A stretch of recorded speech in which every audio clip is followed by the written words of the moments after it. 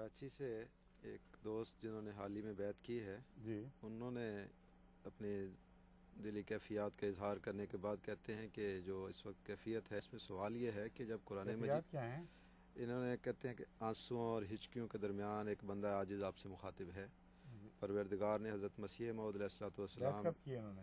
انہوں نے اس سے تو یہ لگتا ہے 19 جنوری کو کی ہے، اسی سال؟ اسی اچھا سال۔ اچھا اچھا، جی ٹھیک ہے، ہاں فرمائیے۔ کہتے ہیں کہ پروردگار نے حضرت مسیح موعود علیہ الصلوۃ والسلام کی ان دعاؤں کے صدقے جو آپ نے امت محمدی صلی اللہ علیہ وآلہ وسلم کے لیے کی، مجھے جماعت احمدیہ میں شامل ہونے کا اعزاز بخشا۔ الحمدللہ الحمدللہ۔ اس وقت میری ذاتی کیفیات بیان سے باہر ہیں، ایک مسرت اور سکون ہے۔ سوال یہ ہے کہ جب قرآن مجید اور فرقان حمید اور آن حضور صلی اللہ علیہ وآلہ وسلم کو صحیح طور پر سمجھا ہی نہیں جائے گا تو اس پر عمل کیسے ہوگا، اور اللہ تعالیٰ کی رحمتیں کیسے حاصل کر سکتا ہے انسان؟ بس بدقسمتی سے ہمارے ہاں لوگ صرف قرآن پاک پڑھنے کے شوقین ہیں، ترجمہ کرنے کی ضرورت نہیں سمجھتے، اور جب قرآن کے عالم ہی خیانت کرنے لگ جائیں تو اس کی تعلیم کے منطقی نتائج تک کیسے اور کیوں کر پہنچا جا سکتا ہے؟ یہ ان کی طرف سے۔ ان سوالات کا جواب تو وہ خود خط میں دے بیٹھے ہیں۔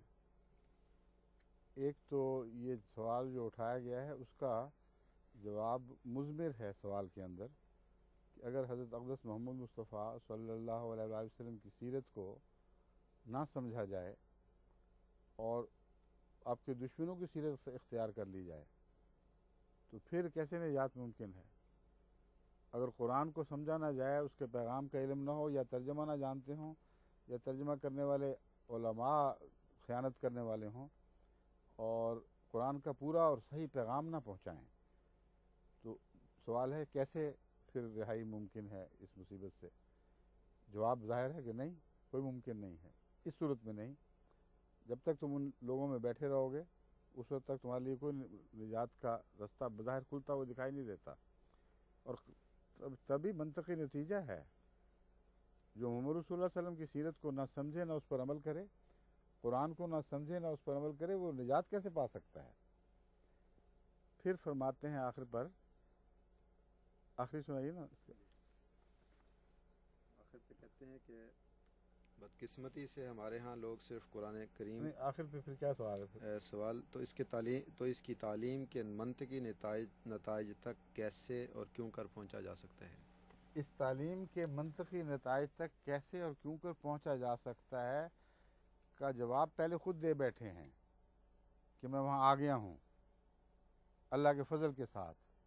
میرے دل کی وہ کیفیت ہے کہ ناقابل بیان ہے، مجھے مسرت بھی بہت ہے اور سکون بھی بہت ملا ہے۔ تو جواب تو آپ شروع میں دے بیٹھے ہیں کہ کیسے پہنچا جا سکتا ہے۔ اس جماعت میں داخل ہوں جس جماعت کے متعلق حضرت رسول کریم صلی اللہ علیہ وآلہ وسلم نے پیشگوئی فرمائی تھی کہ وہ آخرین ہوں گے، اور جن میں مسیح موعود یا مہدی موعود کے آنے کی خوشخبری ہے،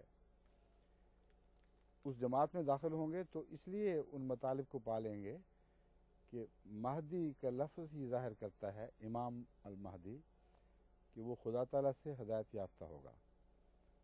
اس ضمن میں آپ کو یہ بتا دوں کہ دو معنی ہیں، دونوں معنی حضرت مسیح موعود علیہ الصلوۃ والسلام کے علم پر یقین کی چھاپ لگانے والے ہیں۔ ایک معنی ہے وہ مہدی ہوگا ان معنوں میں کہ اللہ تعالیٰ سے ہدایت یافتہ ہوگا، اور یہ معنی قرآن کریم کی ان آیات کے مطابق ہیں جن میں اللہ تعالیٰ انبیاء کے ذکر کے بعد فرماتا ہے کہ ہم نے ان کو ہدایت دی، یہدون بامرنا، وہ ہمارے حکم سے ہدایت پاتے تھے، یعنی مہدی تھے۔ جو ہدایت پانے والا ہو اسی کو مہدی کہتے ہیں۔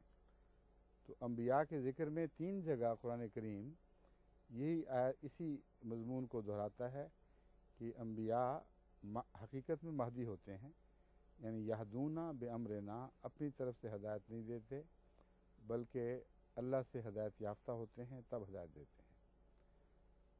اگر خدا کی طرف مہدی کے مضمون کو پھیرا جائے تو یہ معنی بنیں گے۔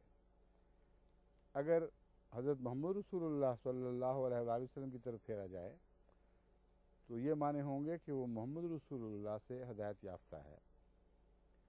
اور اس طور پہ امتی نبوت کی تعریف مکمل ہو جاتی ہے۔ بنائے گا تو خدا، مگر اسے بنائے گا جو حضرت محمد رسول اللہ صلی اللہ علیہ وآلہ وسلم کی کامل ہدایت کے نیچے ہو، یا ہدایت کی کامل طور پر آپ کی ہدایت کے نیچے ہو۔ تو اس معنی میں محمد رسول اللہ ہادی بن جائیں گے اور امام جو آنے والا ہے وہ مہدی بن جائے گا۔ بس اس پہلو سے حضرت صلی اللہ علیہ وآلہ وسلم کی ہدایت کو سمجھنا ہو جو آپ نے خدا سے پائی، تو اس وجود سے اس زمانے میں ملے گی جو وجود خدا سے بھی ہدایت یافتہ تھا اور حضرت اقدس محمد مصطفیٰ صلی اللہ علیہ وآلہ وسلم کی اطاعت میں بھی کامل تھا، اور اس طرح اس کے ہر پہلو پر روشنی پڑ رہی تھی۔ آپ کا جو فرمان ہے قرآن اور حدیث کے مطابق ان معنوں میں تائید یافتہ ہے، اور اسی لیے حضور اکرم صلی اللہ علیہ وآلہ وسلم نے آنے والے مہدی کو حکم عدل فرمایا ہے، اور مسیح کو بھی حکم عدل کے لفظ کے خطاب سے یاد فرمایا ہے کہ وہ کرسی عدالت پر بیٹھنے والا ہوگا اور انصاف کے ساتھ فیصلے کرے گا، جس کا مطلب ہے کہ امت کے جو جھگڑے ہوں گے انہیں نپٹانے کے لیے اگر تمہیں یقین کے ساتھ کوئی ہدایت دے سکتا ہے تو وہ مہدی ہوگا یا مسیح ہوگا، اس کے سوا تمہیں نہیں مل سکتی۔ بس یہ مضمون ہے جو دراصل جماعت احمدیہ میں آ کر حضرت مسیح موعود علیہ السلام کے ظہور کے بعد جو شک کے مراتب تھے ان سے نکل کر یقین کی منزل میں داخل ہو جاتا ہے۔